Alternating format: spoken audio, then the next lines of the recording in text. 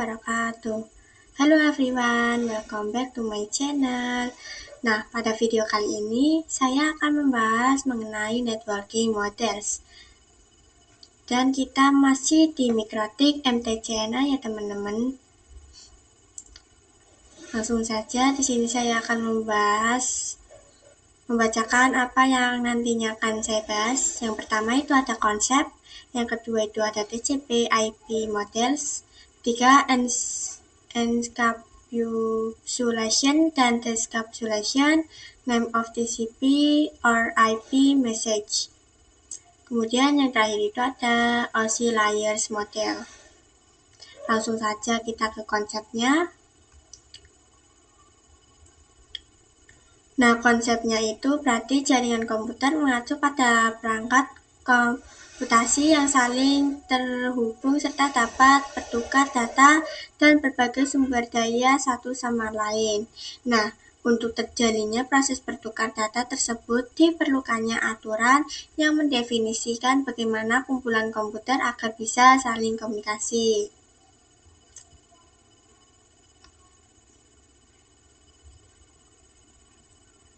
Nah, di sini itu ada TCP IP model dan OSI model. Nah, TCP IP model dengan OSI model itu berbeda ya teman-teman.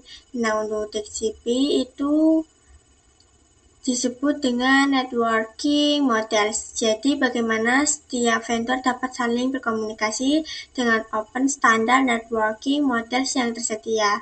Nah, untuk saat ini open standard networking models yang tersedia dan terkenal ada dua, yaitu TCP IP model dan OSI model. Untuk OSI model itu created by International Organization for Standardization atau ISO.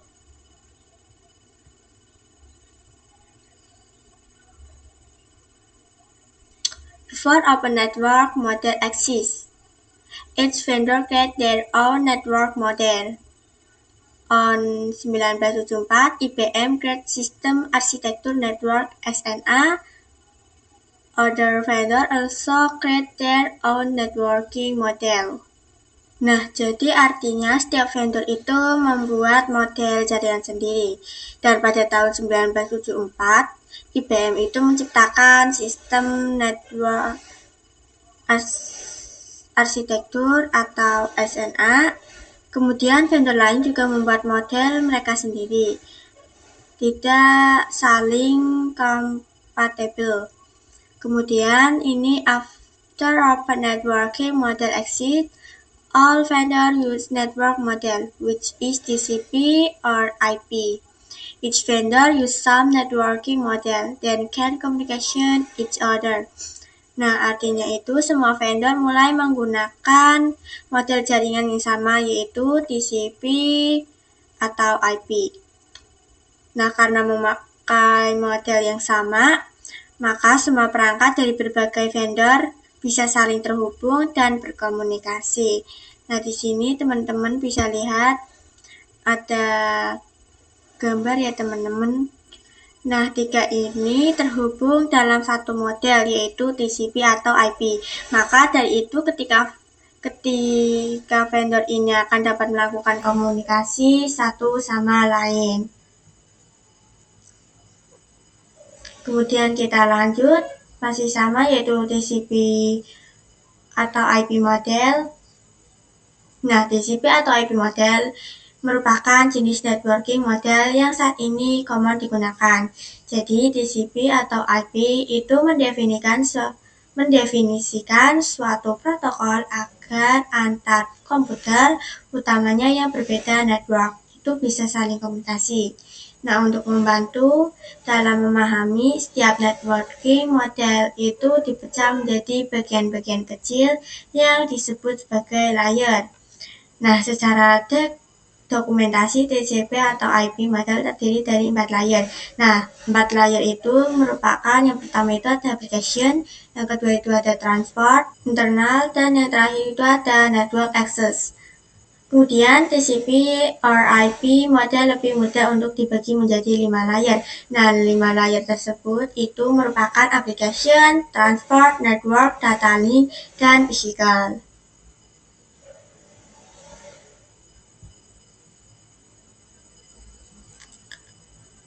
Kemudian TCP atau IP Models Application. Nah, application layer itu berfungsi sebagai antarmuka dengan aplikasi, mengatur bagaimana aplikasi dapat mengakses jaringan dan kemudian membuat pesan-pesan berskala. Nah, di antara contoh service dari aplikasi layer itu seperti HTTP, POP3, SMTP, SSH, dan sebagainya ya teman-teman. Nah, HTTP itu digunakan ketika kita mengakses suatu web. Dalam web itu kan pasti ada web server. Nah, kemudian klien itu nantinya akan merequest sesuatu, maka web server akan mengirimkan hasil requestan tersebut yang diawali dengan HTTP, kemudian diikuti dengan beberapa data. Nah, kemudian di bawahnya itu ada more data. Nanti akan banyak data lain yang sudah di request oleh kliennya tadi. Kemudian lanjut, TCP atau IP Transport Layer. Nah, fungsi dari transport layer adalah menyajikan atau memberikan service transfer data. Untuk transport layer terdapat dua protokol yang sering digunakan yaitu TCP dan UDP. Dan protokol TCP dan UDP. Nah, jadi TCP dan UDP itu berbeda ya teman-teman. TCP is more reliable, itu artinya TCP lebih andal. TCP digunakan untuk IP karena support error checking. Jadi maksudnya itu TCP digunakan untuk IP karena mendukung pemeriksaan kesalahan atau error checking ya teman-teman. Kemudian untuk UDP-nya is more faster. UDP itu lebih cepat. UDP digunakan untuk video streaming, game, dan aplikasi lain yang membutuhkan kecepatan data. Nah, salah satu mekanisme yang disediakan oleh transport layer khususnya pada TCP itu adalah error recovery mechanism. Nah, ini adalah contoh simulasi pada TCP error recovery-nya.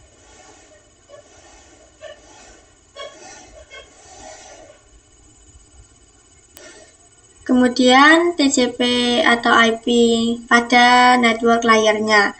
Nah, untuk network layer hanya terdapat satu contoh, yaitu IP. Dan IP menyediakan dua fitur yang sangat penting, yaitu addressing dan routing, yang dimana berfungsi untuk menangani konektivitas dan pemilihan jalur. Setiap perangkat jaringan memerlukan alamat unik jaringan. Yang pertama itu ada addressing.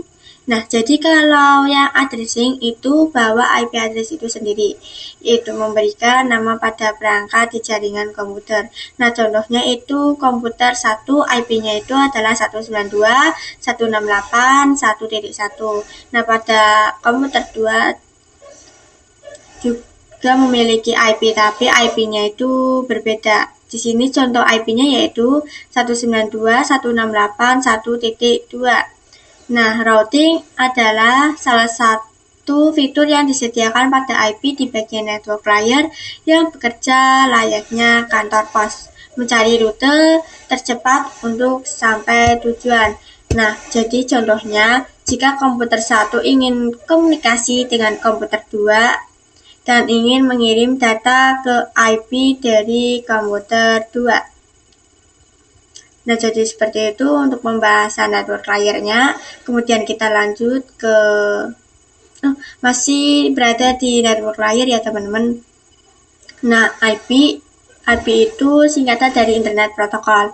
Terdapat dalam network layer yaitu 3 layer OSI. Digunakan untuk mengadreskan untuk komunikasi antar perangkat jaringan. Terdapat 2 jenis IP address. Itu terdapat IPv4 dan IPv6. Nah, pada IPv4 itu pengalamatannya itu 32 bit, sedangkan pada IPv6 itu 120 bit. Nah, pada IPv6 terbagi menjadi 4 blok, sedangkan pada IPv6 terbagi menjadi 8 blok. Jumlah max host pada IPv4 itu ada 4, 294, 967, 2, 196. Dan pada jumlah max host pada IPv6 itu cukup banyak ya teman-teman, ada 340, 382, 366 dan lain sebagainya. Nah, di sini kita baru nah, kita lanjut ke modeling layer dan physical layernya. Nah, data link layer mendefinisikan protokol yang dibutuhkan pada physical layer. Salah satu fitur pada data link layer ialah FCS Frame Check Sequence, yaitu Error Detection Mechanism. Hanya mendeteksi error tanpa recovery. Addressing yang digunakan pada data link layer adalah MAC address. Physical layer itu mendefinisikan link pada suatu jaringan komputer, itu mendefinisikan secara fisik apa yang digunakan untuk menghubungkan antar device. Kemudian pada encapsulation dan decapsulation. Encapsulation itu proses membungkus data dengan header pada data link setiap layernya. Nah, adapun decapsulation maka itu sebaliknya ya teman-teman. Di sini terdapat name of TCP atau IP message. Application layer itu data, transport layer yaitu data plus TCP header, yaitu ke segmen. Dan ini ada network layer dan data link layer ya teman-teman. Di sini itu terdapat sender dan receiver. Nah, pada baris pertama, pada sender itu merupakan aplikasi layer. Nah, di dalam aplikasi layer itu terdapat data. Kemudian masuk ke transport layer, itu ada data dan ditambahkan dengan TCP. Dan lalu dalam network layer itu terdapat data TCP dan IP, jadi itu semua disebut IP paket. Kemudian pada yang bagian terakhir merupakan data link yang terdapat data TCP, IP, serta data link hidden dan data link tailor. Kemudian di sini pada receivernya itu sebaliknya dari sender ya teman-teman. Kemudian di sini OSI model layers. Nah, terdapat 7 lapisan layer pada model OSI ya teman-teman. Yang pertama itu ada application, 2 presentation, 3 session, 4 transport, 5 network, 6 data link, 7 physical. Lower layer berkaitan dengan user interface, data formatting, dan communication session. Sini keterangannya 1-4. Kemudian ada upper layer berkaitan dengan bagaimana data itu mengalir, keterangan yaitu 5-7. Nah, upper layernya ini kita bisa menghitung dari bawah 1, 2, 3, 4, 5. Jadi bagian upper layarnya itu session, presentation, dan application, karena di sini 5-7 ya teman-teman. Nah, dari 5-7 atau bagian session sampai application ini tuh dia berkaitan dengan bagaimana data itu mengalir. Kemudian untuk yang lower layer pada sebagian 1-4 ini teman-teman bisa dihitung dari bawah juga, yaitu 1, 2, 3, 4, berarti dari physical sampai transport. Nah, ini tuh dia berkaitan dengan user interface. Ini sesuai user interface juga, dia berkaitan dengan data formatting dan juga berkaitan dengan communication session. Jadi ininya teman-teman, proses yang dilakukan pada setiap layer itu sama, baik di OSI model atau IP modelnya.